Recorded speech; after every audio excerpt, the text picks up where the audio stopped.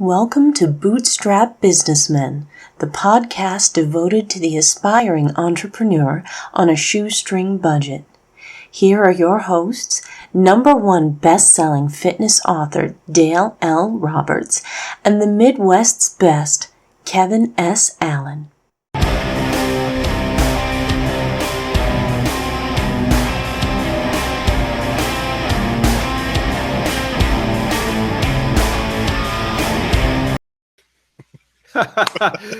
Welcome to Bootstrap Businessmen. You guys probably already heard that, our very fabulous introduction by one of the great ladies over at Fiverr. I'm sorry, her name eludes me, but she's very much a sweetheart. I suggested to her to send a commercial to us because I'd be happy to pimp her services. But we're doing a pre-show as opposed to an after show.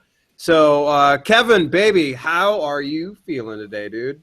Man, I'm feeling great. This is kind of a warm up, man. It's a pregame, so it's kind of like taking your pre-workout. Yes. Yeah. Preheating. Preheating. We're getting the vocal cords cleaned out. Everything's going to be smooth. Technology's working great, so we might have to do this from now on. Let's see here. So I'm going into our social media here, or at least my social medias, and a live chit chat. Because why not? We're the Bootstrap Businessmen, baby. So it's so funny. I never know exactly how our shows are going to turn out. But now I'm going to start to, utilize that coschedule.com headline analyzer and start to, do common themes. Like, for instance, our past show, I actually named it after what we were talking about primarily. And it slips my mind. I don't remember what we were talking about. But it's airing today, correct? Don't you put the podcasts out for the after show on Wednesdays? Yep. I think this one is how to create multiple streams of income.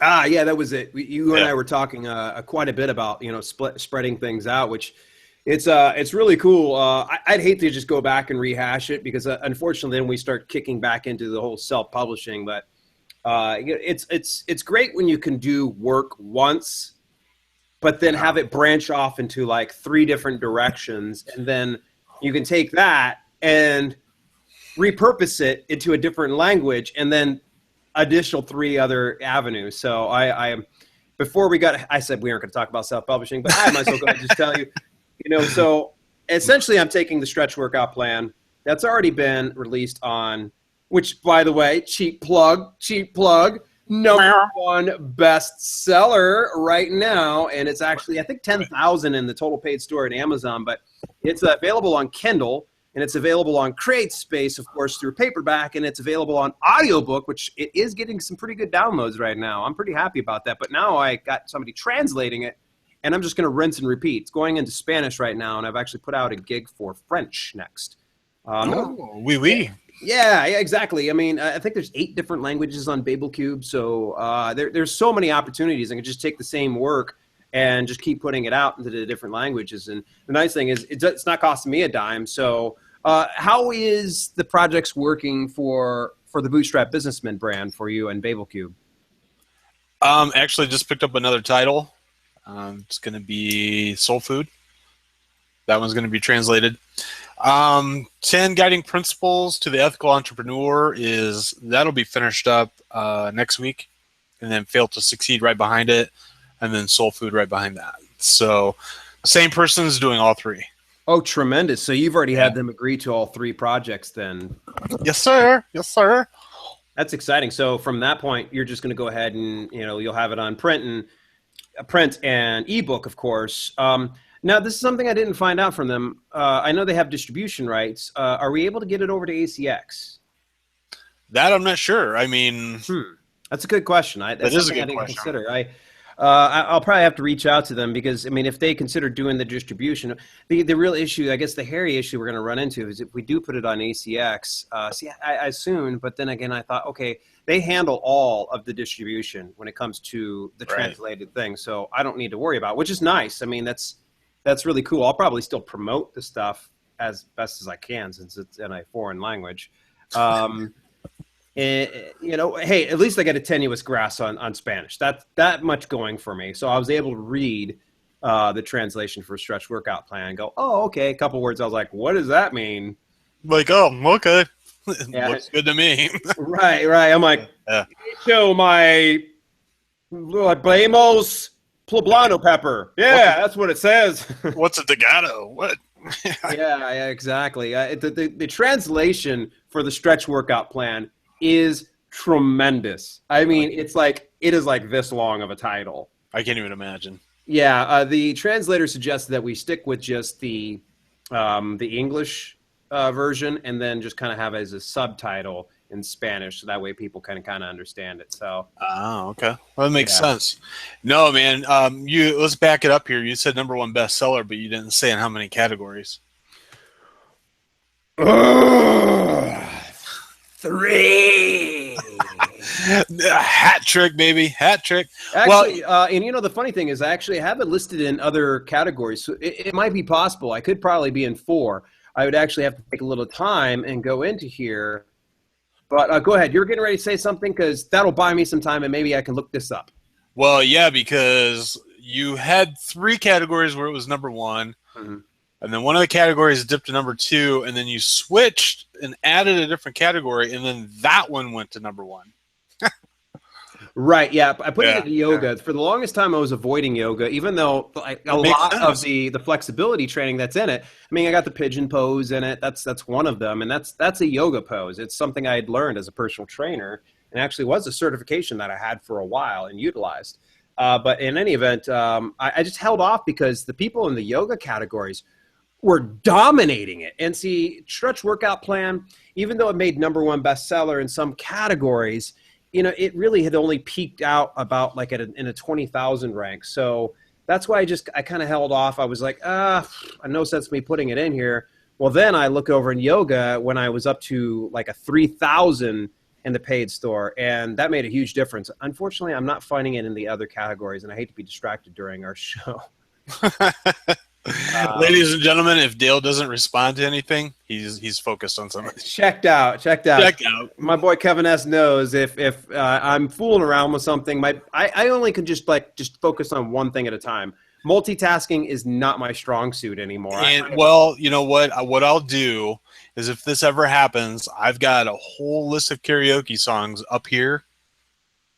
Yeah, I'll just sing until you come back. My lovely voice will sing. Oh, hopefully, you sing something by Megadeth, because you're a huge fan of their work. Yeah.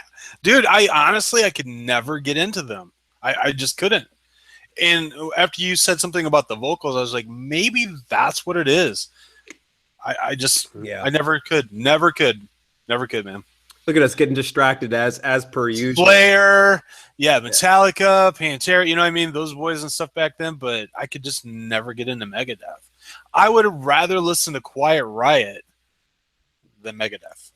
Yeah, I agree with you. We've got one viewer on live right now. So, viewer, whoever you may be, please feel free to shoot any kind of questions that you might have over into the group chat. I've got group chat open. Would love to definitely talk to you. If you guys happen to be hearing me on the podcast on next Wednesday, then chances are likely you won't be able to chat with me. But always know that you can always tune into us on youtube.com.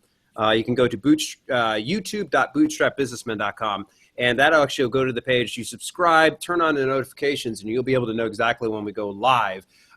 We had a little bit of a situation, Kevin, before we got on here. So typically we're doing this as an after show, but now it's being a pre-show. The reason is our very lovely guest, Melina Shaw, unfortunately, she's in a public area, and the Wi-Fi is terrible there. And I think it would do a great injustice if we tried to put it on air, because she sounded like Cher from, Do You Believe in Life After Love, or whatever that song's called. It was a good T-Pain song going on, man. Yeah, it was just like a little bit of auto-tune going on. Her picture was chopping up, and I think that this is going to be one of those episodes, and maybe I'm being a little premature about it. Some people have probably already heard, if you're listening to this next Wednesday on the podcast, and you probably listen to it on Sunday. But I can say this, that Melina brings quite an expertise when it comes to networking, because if you're going to take yourself seriously, you want to go to the next level as a business associate, or taking your business to the next level, be it a small business or a large corporation, networking is fundamental in growth. Wouldn't you agree? Absolutely. Honestly, I got to looking at some of the work that she does, and it's interesting, man, the mix, because I always think of networking as with professionals or other business owners. Okay, that's always been my mindset, but they actually do networking for consumers. I was like, interesting. But then I got to thinking about it. I was like, everybody needs networking in their life. If you think about it, you need to find a doctor, you need to find whatever, carpenters, builders, landscapers. So there's a whole networking opportunity that I never even realized. And that is on the consumer end, not just business professionals trying to sell their brand or grow their brand, but as a consumer. Right. So, yeah. But networking, man, is probably, let's see, besides knowing what you're doing and what direction you're going in, I would say it's probably, I would put it in that number 1, number 2 category, to be honest with you. Yeah, agreed. And I think, being completely transparent here on this, I'm a writer, and I'm a writer by nature. I'm kind of a little bit of a recluse, and I can stay indoors. Even though I'm very much an extrovert, it's just easier for me to stay here and focus on my tasks. And, not too many people realize, and if you're watching this on YouTube, I actually do this at my desk, which is right at my front window, overlooks our parking lot, and I can see Costco. It's a gorgeous view. I found that when I was plugged here that it's so much better for me overall. But nonetheless, it just didn't do enough to uplift my spirits because I'm a social butterfly. I like to get out and talk to people. So finally, I just said, screw this. I need to go out and get back into networking because that's when I really flourish, and that's when I really get to where I'm like, okay, I feel good. And I think that actually there are some studies out there, and I don't want to say studies say, Google it.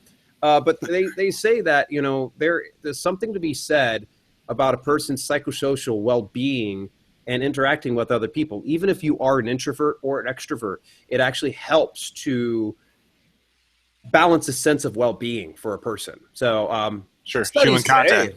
It's human contact. Yeah, absolutely. So it really helps me out. Then I'm not sitting around in my shorts. This is crazy, but you guys will probably laugh at this, and Kevin, you'll laugh at this. Every time that we're on the show, you'll see me in this nice button shirt, and you probably assume that I'm wearing some slacks. I don't assume that with you. No.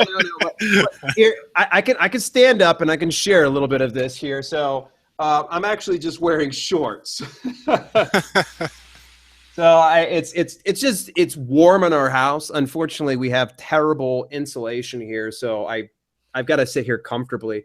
Otherwise, I'm sweating profusely. Usually, by the time we're done with hour 2, between special guests and after show, this entire shirt is completely drenched wet. I've got to throw it out. So, and of course, Kelly enjoys smelling my BO for the rest of the night.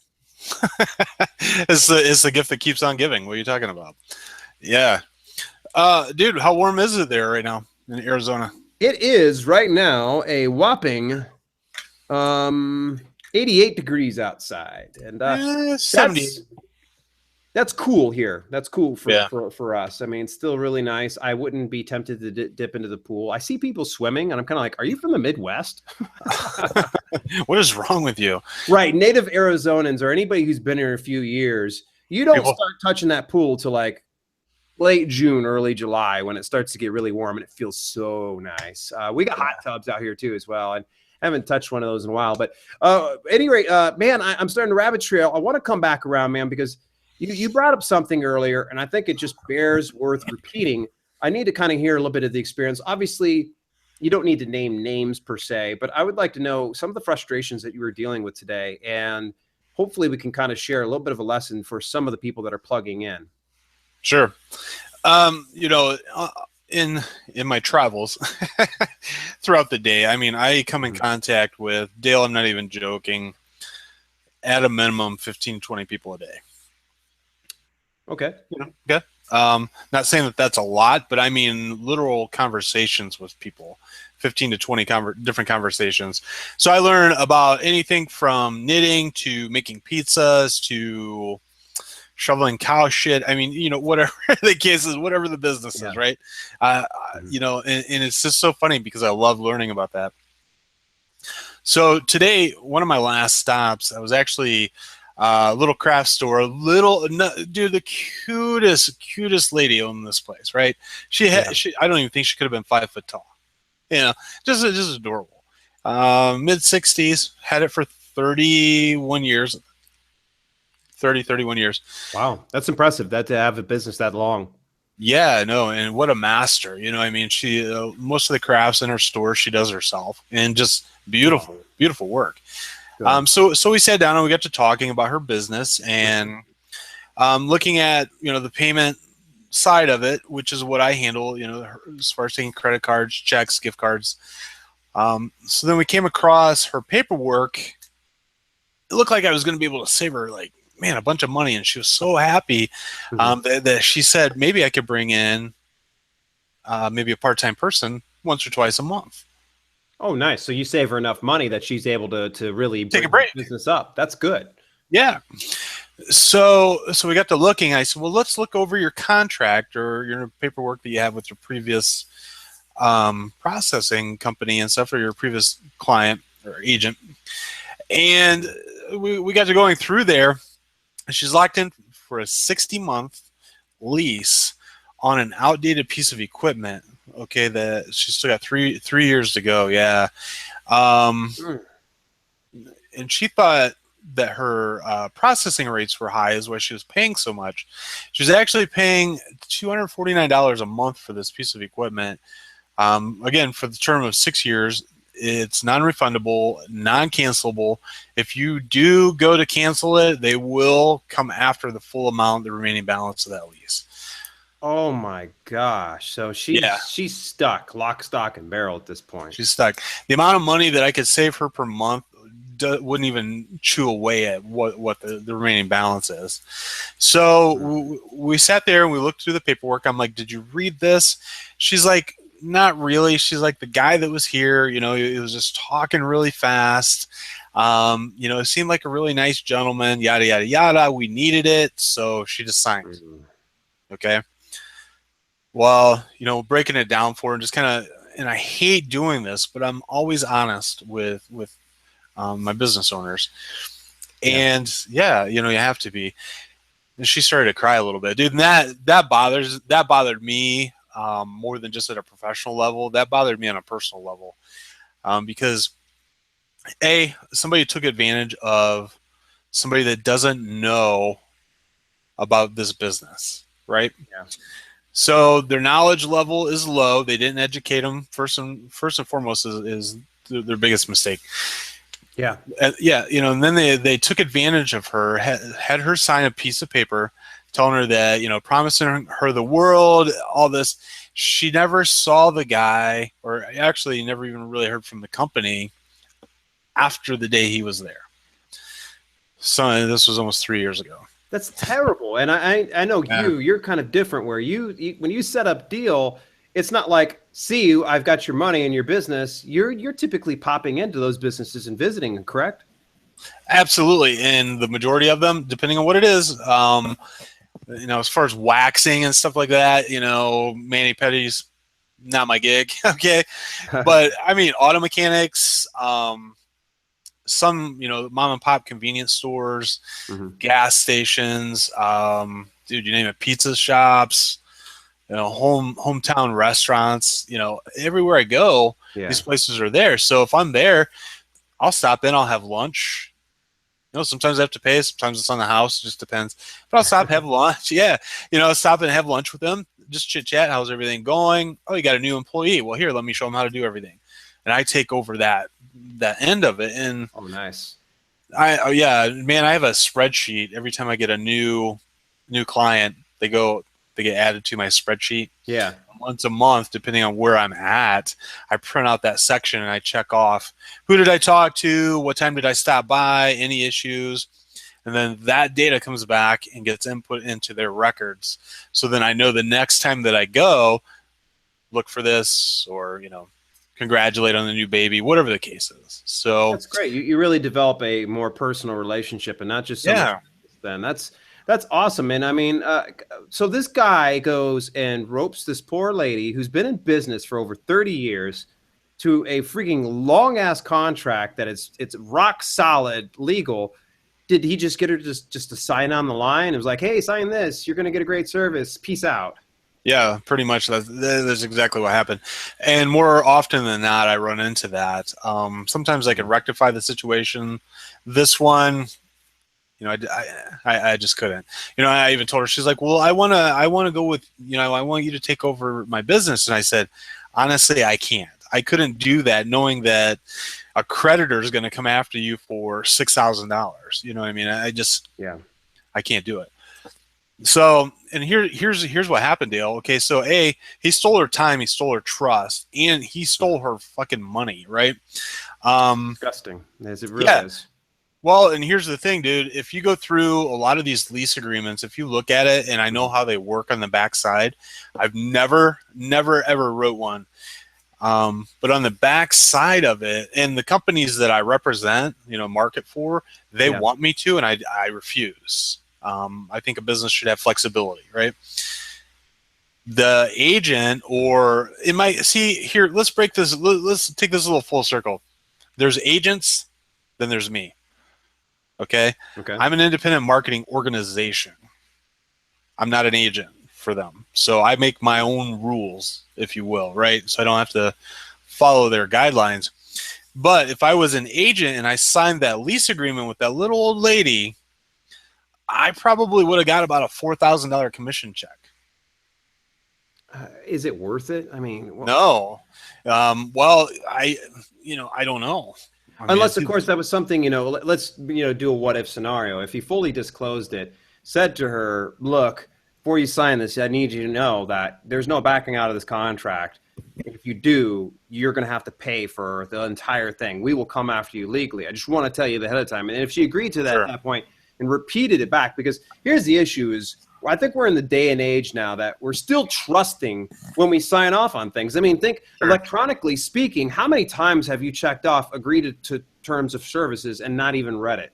Oh, absolutely. I mean, Apple, anything, any app or anything that you download on your phone. No, she didn't. She was oblivious to it. Actually, when we were reading through the paperwork, she's like, I don't even remember signing this. You know what I mean? So, wow. And how long ago was this deal brokered then? 3 years. 3 years ago. Yeah. And she's got a 9-year contract? No, 6 total. So okay. So she's halfway through her thing. Halfway through. Yeah. Knowing you, I know you're probably going to go in there and still show her some love because you got such a damn big heart, you big love. Yeah, honestly, I will. And I'll throw some business her way. You know what I mean? I grabbed some of her cards and stuff before I left. And that's why, dude, if you've seen the stacks of cards I'll have, but I take them with me. And I'm like, hey, you said you needed this business. You said you needed a good paper supplier. Tommy over here, you know what I mean? And it's that networking. Hey, give him a call. They'll cut you a good deal. They're local. So, that's where networking works so beautifully. And I think so many times people get really hung up. And hopefully here pretty soon, I would love to introduce you to a lady I just met in our area meeting. It's oddly enough called Bootstrap Entrepreneurs. Dude, that's awesome. But her name's Erin. And Erin is she's a spitfire, man. She talks a mile a minute. She makes me look quiet. But I'm saying that in a good way. Erin's a sweetheart. We just kind of we jib jab for probably I'd say easily a half hour to an hour after the meeting was over this past week, and she's so cool. But she talks about some of her hangups when it comes to networking. That sometimes people come there with an agenda. Sure. But here's how I look at networking. Like when I started going to networking, I never did it before until probably about a few years ago. I wanted to get out of my work. I literally wanted to get out of my work. And I just remember my boss at the time, Rod said to me, hey, we've got this membership with the Phoenix, the North Phoenix Chamber of Commerce. And they got this going on. And he would every now and then bring it up. And then finally I was just like, Rod. I'll go. Well, I'm like, listen, I know this is going to put me out, but my thought was I wanted just to get out of the building and then just be a representative of the community. And so I didn't go for any agenda other than just getting out of work. Right. So I would get out of work, and sometimes I got to, be treated to some great food and things like that. But it was so funny. I'd go to this and you'd see these people that have the agenda, like direct sales people are just the worst. If you do direct sales, don't be weird. Okay. Don't make it weird, please. Okay. I'm just going to name some products right now. It works. No, I don't want to know about your wraps. I'm not putting your damn wraps. Does it look like I need wraps? No, I don't. If anything, I need to fatten up a little bit.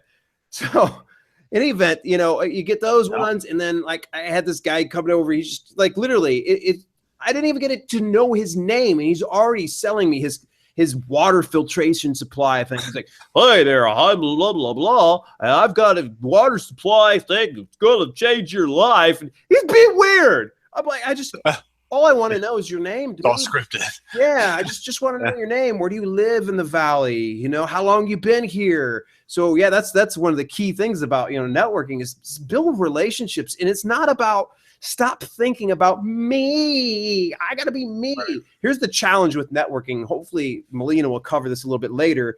Is the big challenge for networking is how many questions can you ask in an evening or in an event? So wherever it might be, evening, mornings, afternoons, networking event, see how many questions you can ask not related to you.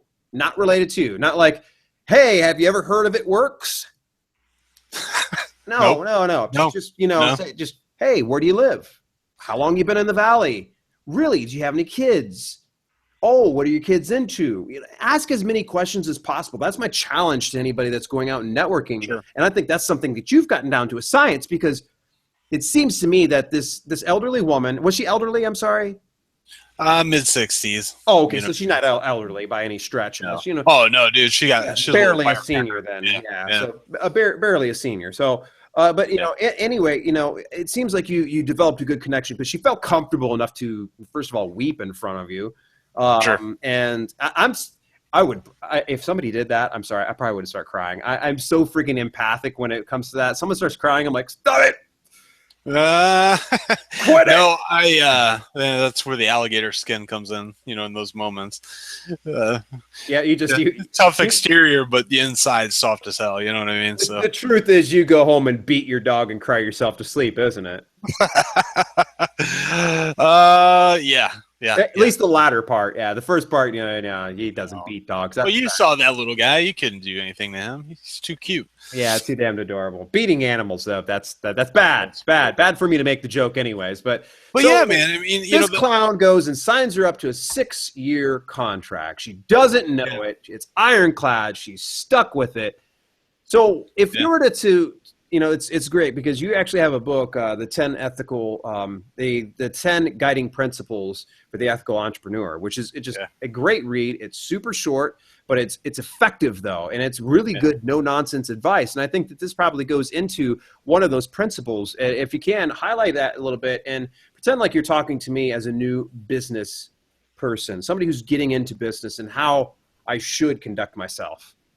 One of the main things, especially you want to start your business and you want to be known as somebody that has integrity.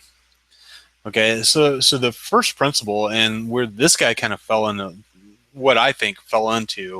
was, and it sounds biblical or religious, man, but it's not. It's just, thou shalt not steal. Don't steal. Right. And that goes much farther than just money. It's stealing somebody's trust. Stealing their time. Are you wasting their time just to make a buck? Taking away from their business, taking their money obviously is part of it, but it's not the only part. So just being honest, being upfront, bring the value to the table. Don't steal their time. Don't steal their money. Okay. Don't steal their trust. Period. Those 3 characteristics under that main topic. Dude, if you don't do anything else but just conduct yourself in that way, you will be successful.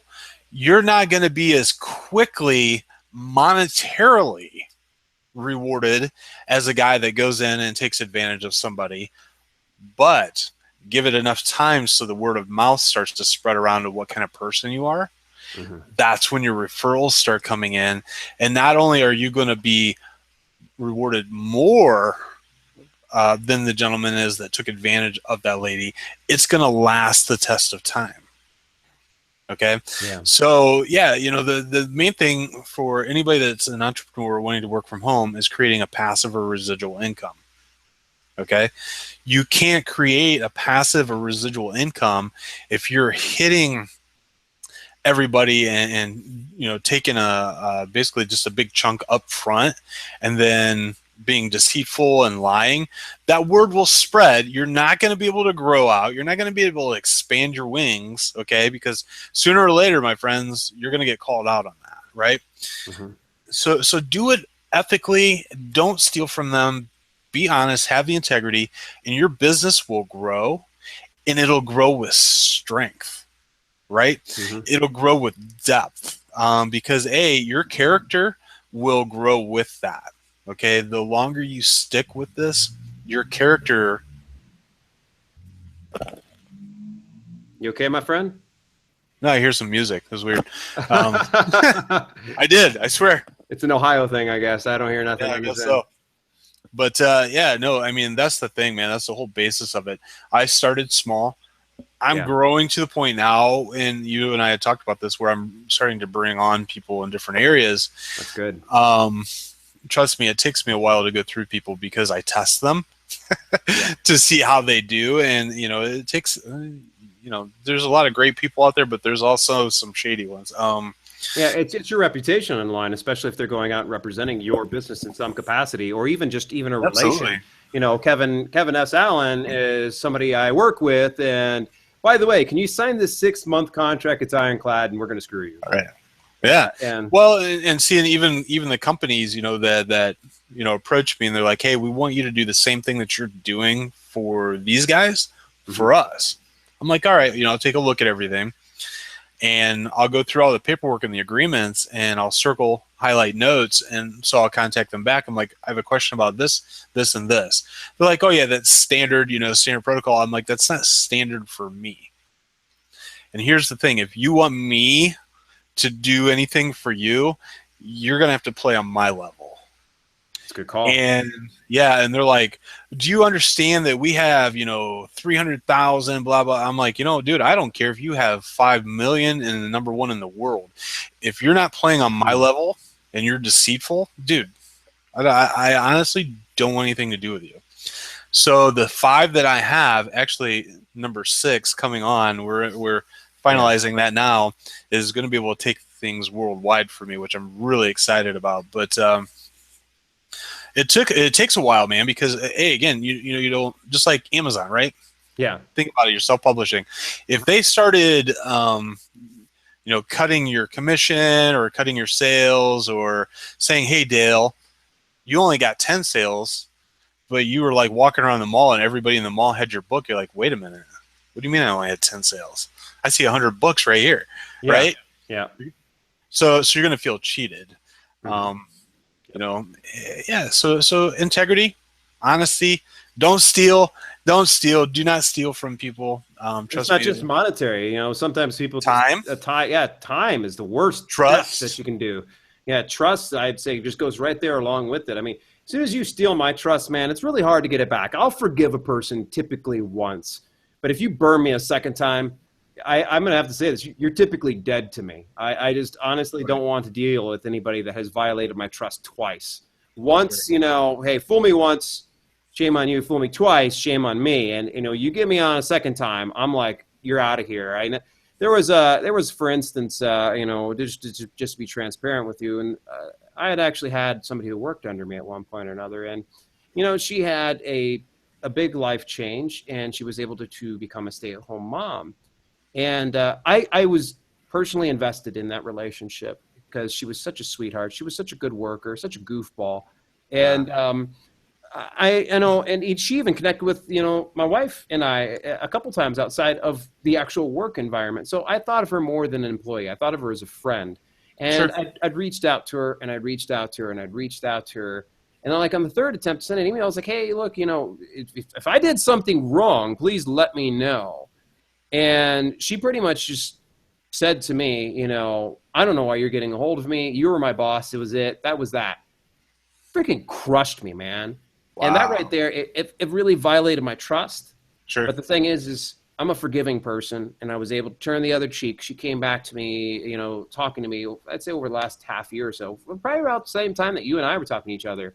Although you and I didn't have a trust issue. It was just, you know, a geographic issue. And, yeah. but, you know, for her, you know, you never violated trust. For her, she did. And, you know, and I just said, hey, look, I was straightforward with her. Just, you know, it was all via message. And I said, look, I want to say you hurt my feelings. I was like, you know, you really hurt my feelings. That really hurt bad. But now I got that off my chest. I would be happy to have you back around in my life. But, you know, don't ever let somebody violate your trust more than once, ever. You know, if you do it the second time, you send them packing. And, you know, yeah, so, even once though, man, can be detrimental, just like this lady's situation. I mean, monetarily, you know, a small little shop, mid 60s. Okay. So she's probably, you know, tight, you know, she's living moderately, right? Because it's a little craft shop. Somebody took advantage of her and one time, and it could potentially cost her a lot of money.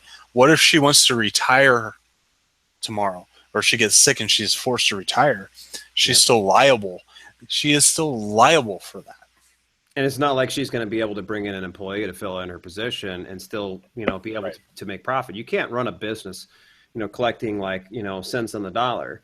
You need to run a business. Don't be running a business to pay somebody. You should be running a business to ultimately, you know, take care of yourself and make a substantial income. But yeah, that really sucks, man. I hate to hear something like that somebody would do that. Sure. You know, okay, all right, I'm going to play a little bit of a what if scenario. Now, Kevin, sometimes people make bad decisions. Actually, everybody makes a bad decision at some point or another. But every now and then, some people get stuck in a vicious cycle. So it's almost like an addiction. But then they'll realize that, oh gosh, you know, so say for instance, maybe this gentleman that signed her up on the contract, there's a good chance it's like cockroaches, you know, you see one, there's going to be tons more. So chances are he's probably brokered a lot of deals like this. And especially if he was able to win her over, there's probably tons more in the whole Ohio area that this guy has probably brokered. And so, you know, what does a person do if they realize that I'm doing something wrong? How do they turn that train around? You know, the first step, honestly, is owning it. Okay. You have to own, you have to say, okay, this is not right in your mind and to yourself. This is a self-exploration. Going back and rectifying that, you cannot, okay, to a certain point. You can call people and say, I'm sorry. I'm sorry that you're going to owe $40,000, you know, or whatever the case is and stuff. But you can't change that because it's already done. It's legally binding. Okay. The only thing that you can do is understand where you're at right now. And if you want to be somebody different, then make that change. It's really a decision. Will it be challenging? Of course, especially depending on how long you've been, you know, like this, the longer it's going to take to make that change.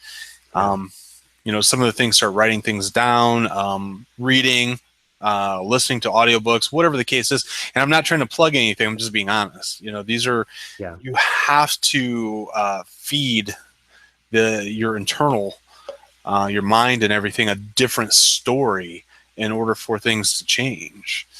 So you can stop right where you're at, forgive yourself. Please do. You know, I think everybody should at some point, no matter what you've done in your life. You know, you're not that person. That was the past. Where you're at is kind of a residual outcome from that, okay? But you can make the change going forward, and it's just literally doing that, man. Saying I forgive myself for, you know, doing this to these people. I really understand it's not the best way to conduct business, and I'm not going to do it anymore. And then don't, right? And make that change moving forward. That's honestly all I can say. I could sit here and tell you that you need to do 25 Hail Marys, go find a blessed rock somewhere, skydive out of an airplane with a cross straight to your back. Whatever, man. The truth is that you have to forgive yourself. No matter what you do or who you talk to, if you don't forgive yourself up here, it's never going to change. Okay, you're still going to hold on to that past. So you have to make the decision today, right now. Forgive yourself. Forgive yourself for eating 12 boxes of Twinkies every day for the last 10 years. Make that change. Start today, right? So that's all it is, man. And you and I can sit here and say, oh yeah, it's all it is. It's a piece of cake. It's not. I'm a true testament. It is not.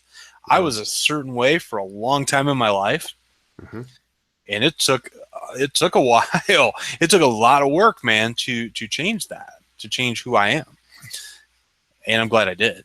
I'm glad I forgave myself for being an how do I want to put this? A workaholic, addicted to the dollar. Didn't care who was in my way. I was making that money. To changing to the person that I really am inside, and just allowing that to be okay. And if anybody steps in front of that I take it personal, man. If you try to question me or make me do something that's not right, nah, game over. Agreed. 10 years ago, he would have been like, hey, man, if you go fire those 4 people, we'll give you a 20% bonus. Something like done by noon. You know what I mean? But that truly wasn't me. I was just looking at the money. I was letting that drive me, bro. So yeah, anybody can change. If I can do it, I promise anybody can. So that's the long story short, brother. That's it. You just got to forgive yourself and move forward. Yeah, and that's the thing is sometimes I believe people. Here's the issue that some people are going to run into is they expect to have instant results, and when you try to make a shift, it's going to take some time. It's not like turning around a car that you just steer the wheel and you turn back around. No, it's like having a barge and turning the barge around in the ocean. It's going to take hours to turn 180 and get that stuff going and actually see results and get towards the destination you're headed towards. So, if you're fleecing people of their money and you're doing some wrong things, yeah, it's just going to create a change. You need kind of just, first of all, get yourself out of denial. When you're screwing people over, accept it. And the next thing is, formulate a plan on how you're going to be able to move forward. Because I'm sure that whoever the gentleman was, he's probably deep down a pretty good person. I'm sure he's not going around kicking puppies or anything crazy like that. If he is, then, well, he's a dirtbag. But, I think it really does.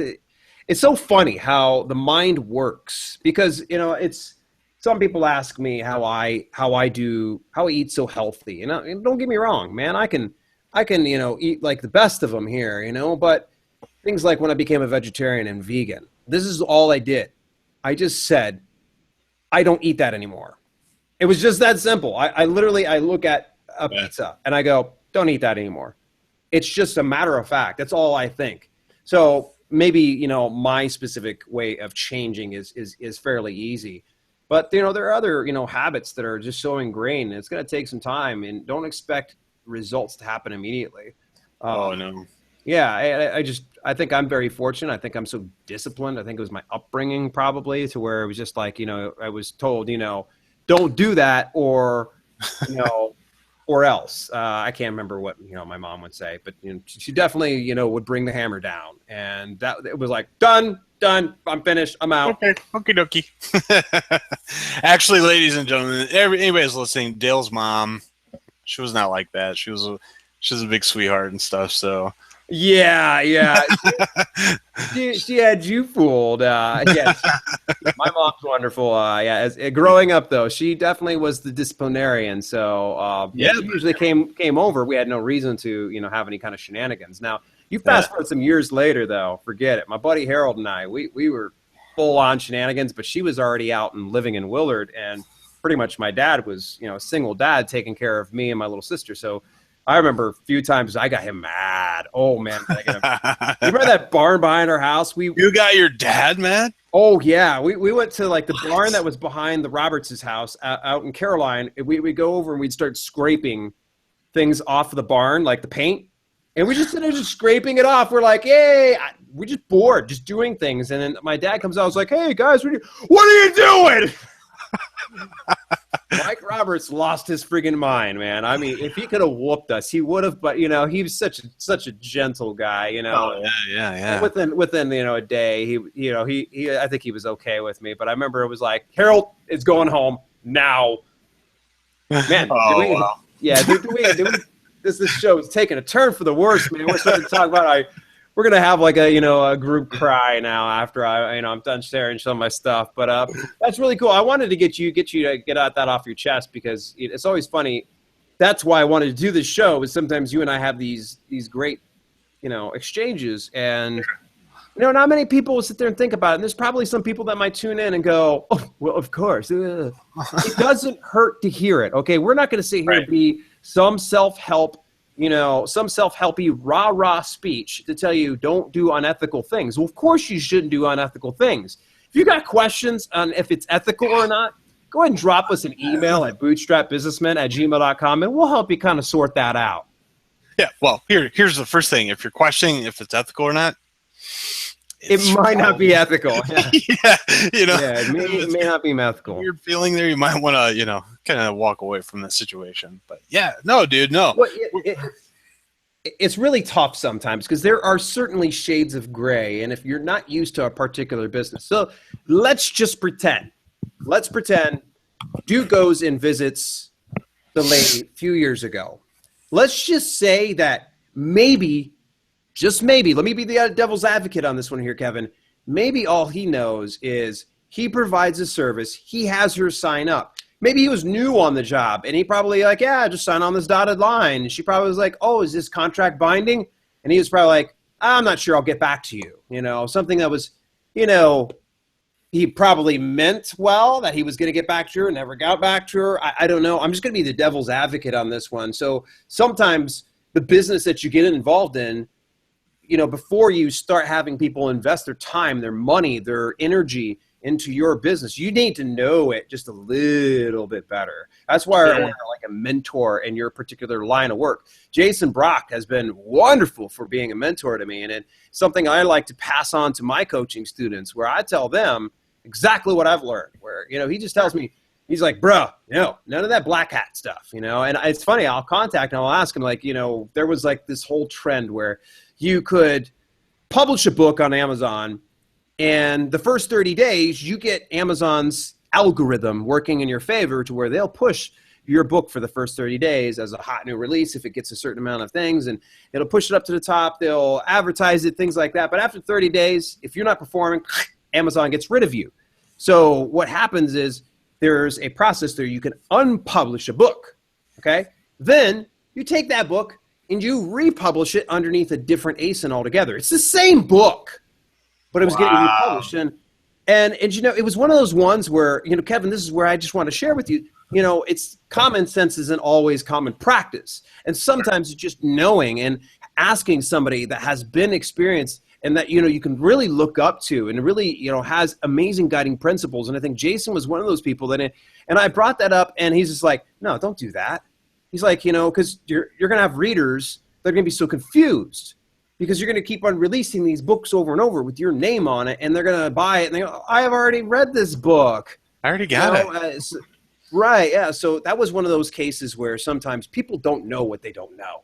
It's sure. It's an association. We could make the argument, right? And it could be a culture, company culture. So maybe this guy was an agent for a larger distribution umbrella, of a service. So it could be just as simple as this is what you do. You do this, and this, and go. But what about this? No, don't worry about those contracts. Just let them sign it. That's all you got to do is get them to sign it, and you'll get a $4,000 bonus. Shoot, you say $4,000 bonus? I'm probably going to be like, fuck, I'm doing a 10 of those a week. Right. It's easy distraction, because if you've got a high ticket item, you're not going to question what's behind that. And I think it's natural for us because we all want to pay our bills at the end of the day and have a little bit more left over for ourselves to, buy better clothes or travel more or just have a bit more freedoms than if we weren't to have it. So if somebody has a bonus, they may not question it. So that I could play the devil's advocate on this one. So, for somebody that's not aware, I would just recommend that you find somebody within your particular business that is really successful. And I'm not saying somebody just goes around pretending like they're successful. Right. Yeah, that'll only get you so far. You know, you need to find somebody who is uber successful and start to mentor yourself from them. And, you know, I'm fortunate that I've had mine, and I had mine over in the assisted living business that really helped me over in the Columbus area when I first started, and even coming over here into Arizona. Rod Bailey was an amazing, you know, mentor. And I asked him the one day, he was like, yes. Because I was like, can you be my mentor? And he's just like, sure, but what do you want to do? He wasn't expecting that, because I looked at him as somebody who carried himself with great poise and was very successful being an executive director for a very large assisted living community. But you know, that's my end of things. So, you know, you might find yourself in a position, you know what your business is inside and out before you have people investing your time and energy, because otherwise you're going to have to go back and make a lot of apology and a lot of amends. And some poor lady who's had her business open for over 30 years, you just signed her up for a 6-year contract and you didn't know it, you big delinquent. Yeah, well, the funny part about it is if you read the paperwork, it's in there. You know, it says 60 months. So I give you that there's a culture, right? And somebody new coming on, you know, you got the what behind the ears, they're hungry, they want to make a name for themselves. You know, and that's in any situation, right? So they're like, oh, hell, that's all I got to do? Okay, I agree. There's got to come a point, though, man, at some point that you got to read the paperwork that you're having people sign. Just so you understand it, you know what I mean? And that goes for anything. Oh, yeah. When I was doing personal training, it was informed consent was a form that people would normally sign off, and you know, the liability waiver essentially. And did they read it or did they sign it? Yeah, some people would just like sign, like, you know, when I first started, of course, you know, I told you the whole deal with personal training, latissimus dorsi, biceps brachii, you know, and I would literally take the time to read this particular, because it was important to me that people understood, look, if you have a heart attack, you're signing off saying it's not my fault. Right. I actually had one occasion where a guy was like, I'm not going to sign it. I was like, I'm sorry, I can't work with you. And he thought I was just being a jerk. But the bottom line is, like, my employers at that time said, do not work with anybody that don't sign this form. And I was like, sorry, you know, it's in plain English. That was the nice thing about the informed consent that I was working at.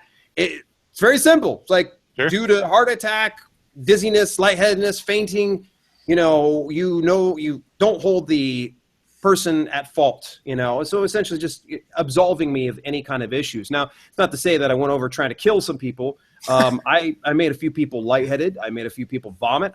Actually one time I worked with a guy, he fainted straight on the spot.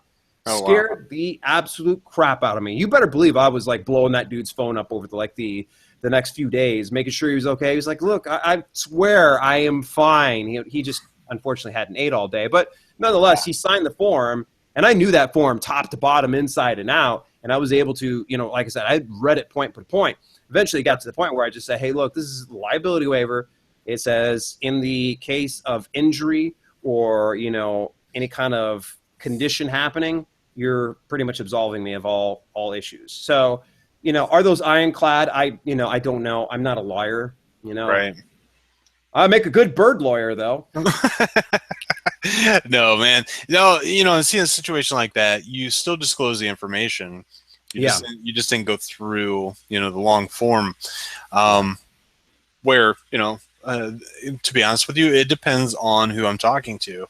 If they have a good knowledge of what I do and what I bring to the table, we can kind of shorten and condense that conversation, and they know what's happening. Somebody that really doesn't know, there's a little bit more time involved, you know, and it's like, hey, here's what I do. I have paperwork made up for me, right? It's different than what they would give one of their agents. Okay. Yeah. And so what I'll do is I'll stop by and somebody's like, hey, I want to do this. I'm like, whoa. I'll even stop somebody. Be like, whoa, I'm just going to leave you this paperwork. You read it, then get back to me in a couple of days. Tremendous. So you give them enough time that they can make an informed decision then. Yeah. You know, honestly, man, signing a client the first time I ever meet them, that makes me feel weird. Yeah, you're like, don't sweat it, just sign it. All right, it's you're only giving me your firstborn. That's it. Yeah, it makes me feel weird. So I'm just like, nah, take your time. Hey man, we kind of got off on. See, I told you what I do, man, is not very exciting. It's just kind of. I think it is exciting. You know, I think this has really brought up a very good point into this discussion. You know what? Some people might be tuning in for the first time. You know, give me a synopsis of what you do. What is your passion, your career choice? That's not necessarily a career. What I do, you know, I get to work about 9:30. I sit there, look at my computer for about 15 minutes. Then I go take a break. No, have you ever seen the movie Office Space? Office Space, yeah. Yeah. You were breaking up for a second there, by the way. You turned Omar Arigato, Mr. Roboto on us. What? Yeah, you were breaking up a little bit there at the very beginning of your Office Space spiel. Yeah. So sorry, the joke was missed out on us here. Oh, bummer. Go ahead. So basically, man, any store you go to, gas station, retail store, Amazon, any online e-commerce, okay? And you buy something from them, you have to put in what? Your credit card, right? Unless sites accept PayPal or whatever the case is. Anyway, there's still information that's transmitted for that sale. It's either cash or card. Basically, is what for the transaction of goods. It's either cash or card now. I can help people with cash, but that is what it is. You just count the shit at the end of the night, put it in the bank, whatever. But credit card processing. That's where we're at. Point of sale systems, little terminals and mobile readers for smartphone, tablets, e-commerce. We can build shopping carts for websites. We actually are just kind of plugging this a little bit. We are cheaper than Shopify. Nice. Good stuff. Literally, we have a program that you can set up an e-commerce store with our program. Kind of like Shopify, right? Can you hear me? Yeah. You're buffering just a little bit, man. You're kind of doing a Bruce Lee on me, but I'm catching what you're saying at least. Yeah, exactly. No one can see that on the podcast. Everybody's like, what's he doing? It sounds like he's eating chips. Yeah, for the record, he was just eating gummy bears. Just gummy bears. So that's kind of what it is, man. Anytime you go into a store, you slide your little credit card or you stick the little EMV chip into something, and it takes money off of your bank account. That's me. That's what I do. I'm trying to gift card programs. There's all kinds of neat little shit that's added onto that. There's so many things. There's 10 different ways that you can go with this business. I focus on one. This is my primary, just the processing part of it. My focus is to give small businesses flexibility. If they need to close their doors, revamp their business, they retire, sell it, or they just want to go back to cash only, I want them to have the option to say, hey, Kevin, we're done. We don't want to do this anymore. And I say, okay. They go pick up their equipment or they send it back, whatever the case is, and they're done. There's no contract, no crazy monthly minimum fees. So what I'm doing is over the years in my past life, I saw how small businesses were taken advantage of so bad. And so then when I found this, I was like, this is a huge way to give back to what I still feel is the backbone of our country, man. Is the entrepreneur, is the business owner, somebody's got an idea and they want to share it with the world, right? So this is my way of kind of giving back to that niche, if you will, I guess, if that's what you want to call it. I want to help that market, them. Just have flexibility. Honestly, man, and just somebody they can trust in, that's got their back. So that's what I do, bro. That's it.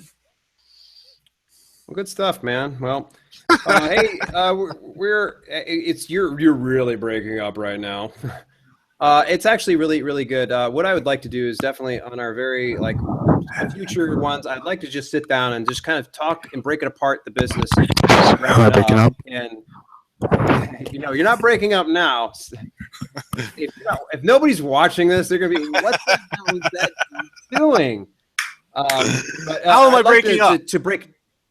I'd like to break down your business and such in a future episode and talk just a little bit more about how someone can get involved in a business like that. And of course,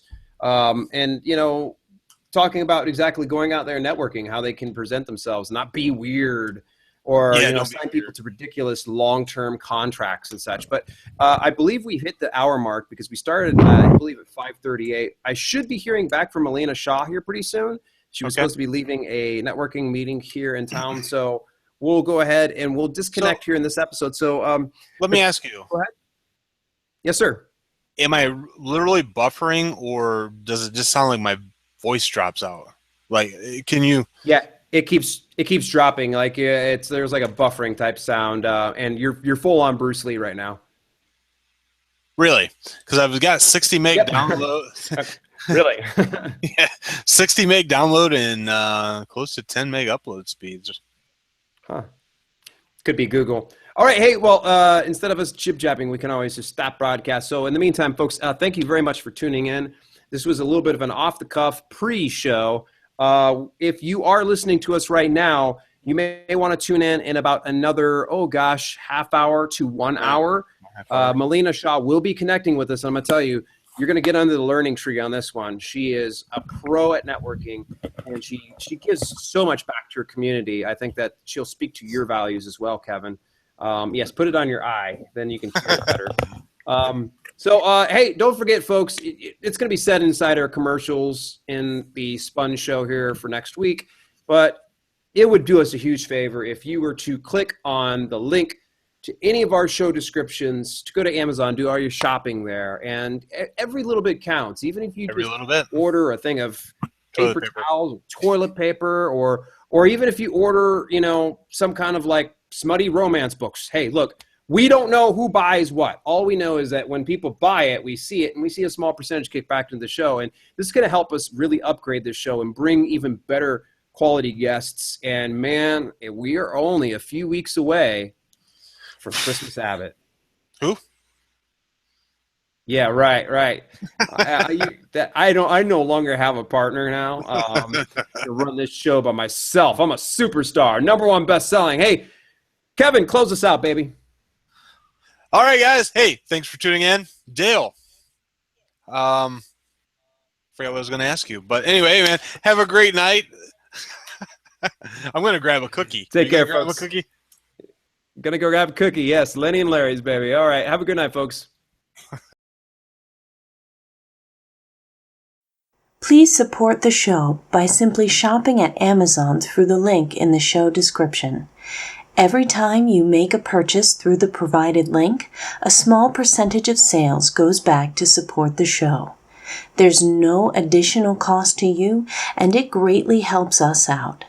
Simply go to the link, bookmark it in your browser, and do your shopping on Amazon while you support the Bootstrap Businessmen podcast. Thanks for tuning in to Bootstrap Businessmen.